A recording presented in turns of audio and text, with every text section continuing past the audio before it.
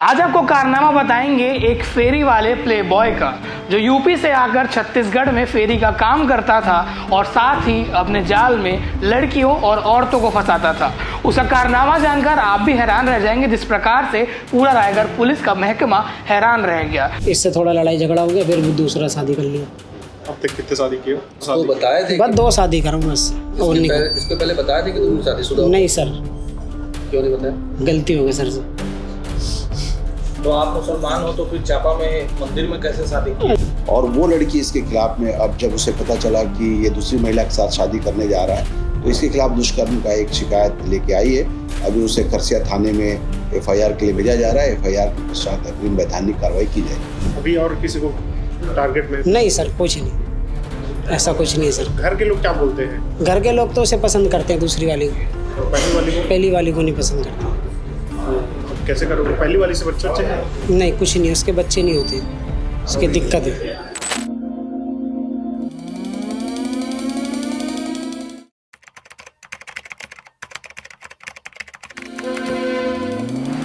आज आपको कारनामा बताएंगे एक फेरी वाले प्ले बॉय का, जो यूपी से आकर छत्तीसगढ़ में फेरी का काम करता था और साथ ही अपने जाल में लड़कियों और औरतों को फंसाता था।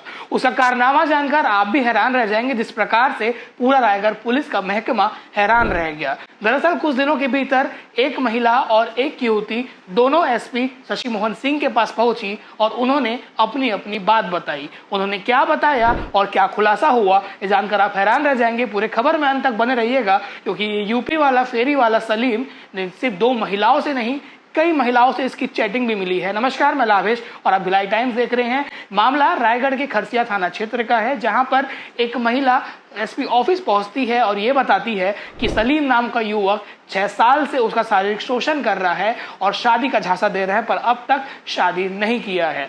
पर वहीं उसे ये जानकारी मिली है कि वो एक 45 साल की महिला से जांजगीर चांपा में एक मंदिर में शादी कर चुका है। सलीम और मंदिर, यानी कि महिला हिंदू हो सकती है। दूसरी महिला भी एसपी के पास पहुंचती है और वो बताती है कि सलीम की उससे शादी हो चुकी है जांजगीर चांपा में, और वो अब कहाँ है, फरार है, कुछ समझ नहीं आ रहा। इसके बाद एसपी समझते हैं कि दोनों महिलाओं के साथ खेल रहा था। फिर वो आरोपी को बुलाया जाता है और आरोपी से पूछताछ की जाती है और आरोपी ने अपना तथ्य बताया है, अपना पक्ष बताया है, मीडिया को बाइट दिया है, वो भी आगे आप सुनिएगा। पर 6 साल तक जब उसने शारीरिक शोषण किया, कोरोना काल में जब वो रायगढ़ में फेरी का काम करने आया था, उस दौरान उस महिला से उसका संबंध बना, जो 28 साल की वर्तमान में है। वहीं जिससे शादी हो चुका था, उस महिला का उम्र 45 साल बताया जा रहा है।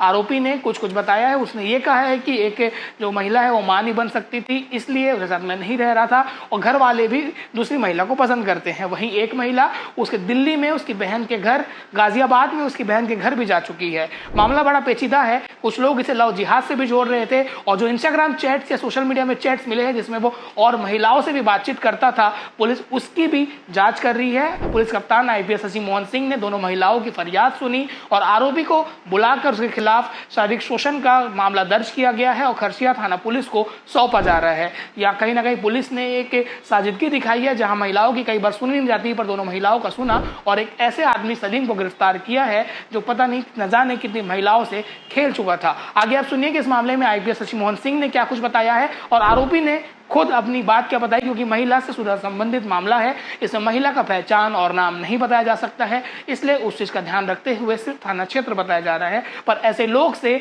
जागरूक और सुरक्षित रहने की आवश्यकता है कि जो लोग अपने बातों में बहकावे में लेते हैं और एक नहीं कई लोगों के दिल से खिलवाड़ खेलते हैं। पुलिस के पास ये महिला सलीम के साथ में आई थी और उनका कहना था कि इसके बच्चे के साथ विवाद चल रहा है, तो इसमें उसे पुलिस प्रोटेक्शन दिया जाए। लेकिन जब पुलिस ने तथ्यात्मक जांच की तो इसमें पता चला कि जिसको ये शादी बता रहा है वो शादी हुई नहीं थी। इसके पास एक नोटराइज पेपर था और साथ ही मंदिर के फोटोग्राफ्स थे। इस पर पुलिस ने इस बात को जांच में रखा। इसी बीच में एक और लड़की खरसिया से आ गई और उसका कहना था कि ये मेरे साथ भी इसी तरीके से अपने दिल्ली वाले घर में ले जाकर तथाकथित रूप से सिंदूर लगाया और शादी कर दिया। और वो लड़की इसके खिलाफ में, अब जब उसे पता चला कि ये दूसरी महिला के साथ शादी करने जा रहा है, तो इसके खिलाफ दुष्कर्म का एक शिकायत लेके आई है।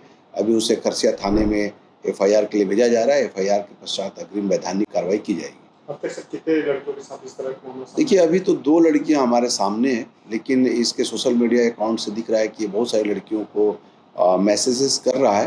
तो अभी सामने कुछ अभी तथ्य आएंगे तो उसके अनुसार से आगे की वैधानिक कार्रवाई। सर मोहम्मद सलीम नाम है। मोहम्मद, बताओ क्या है मामला? मामला ये है सर, मैं पहले एक शादी कर रहा था खरसिया से, कब? वो लॉकडाउन पहले। तो उसको लेके गया था दिल्ली रहने के लिए, वहाँ शादी करा था। फिर कुछ दिन बाद वहाँ रहे, फिर वापसी आ गए थे। फिर वहाँ से आने के बाद इससे थोड़ा लड़ाई झगड़ा हो गया, फिर वो दूसरा शादी कर लिया। अब तक कितने शादी किए? ये मैडम क्या नाम है, लक्ष्मण बेगम नाम है उनका, लक्ष्मणा। कितना इसको शादी? बताए थे बस 2 शादी करूँ बस, और नहीं कर। इसके पहले बताए थे कि तुम शादीशुदा हो? नहीं सर, क्यों नहीं बताया? गलती हो गई सर जी।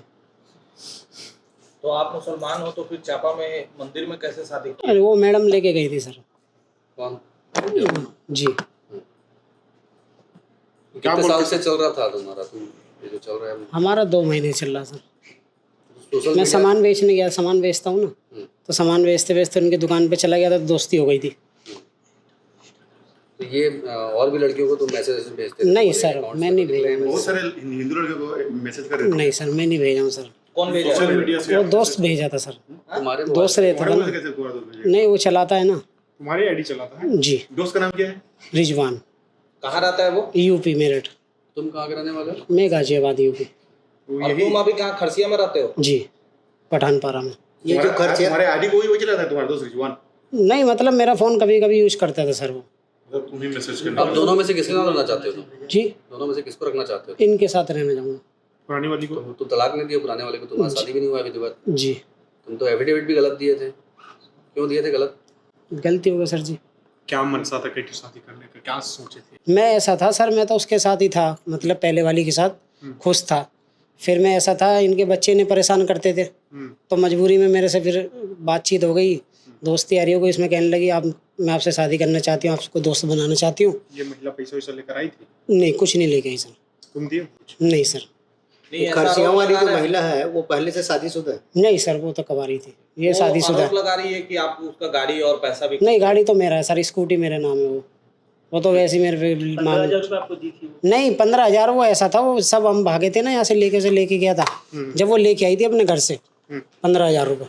अभी और किसी को टारगेट में? नहीं सर, कुछ नहीं, ऐसा कुछ नहीं सर। घर के लोग क्या बोलते हैं? घर के लोग तो उसे पसंद करते हैं, दूसरी वाली को। और पहली वाली को? पहली वाली को नहीं पसंद करते।